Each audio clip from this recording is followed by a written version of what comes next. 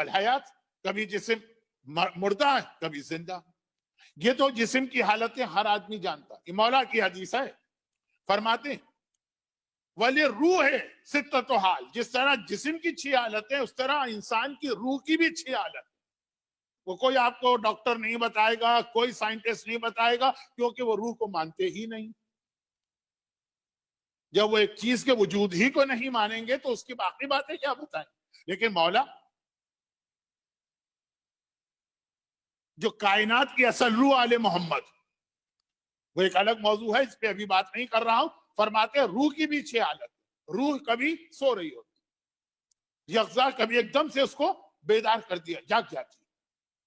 रूह कभी बीमार होती है, कभी सेहतमंद होती है। रूह कभी जिंदा होती है, कभी मर जाती है। फिर मौला ने वजाहत, गफलत, आदमी खोया हुआ है, गाफिल है, उसको याद ही नहीं है कि एक दिन मरना, उसे याद ही नहीं है कि एक दिन उससे कब्र में जाके अपने अमाल का जवाब देना, उसे याद ही नहीं है कि एक जन्नत है एक जहन्नम है। नेक अमाल जन्नत में ले जाएंगे, बुरे अमाल उस जहन्नम में, जो अभी दुआ इफ्तिताह के बाद आपने दुआएं सुनी। और फिर उसका जागना, रूह का ये रूह की नींद, सो रही। और जागना क्या? जागना तज़क्कुर, एकदम याद आ गया एक दिन तो हमको मरना। कभी खानदान में किसी की मौत हो जाए तो आदमी की आंखें खुल जाती, कभी खुद कोई हार्ट अटैक हो जाए तो आदमी एकदम घबरा जाता।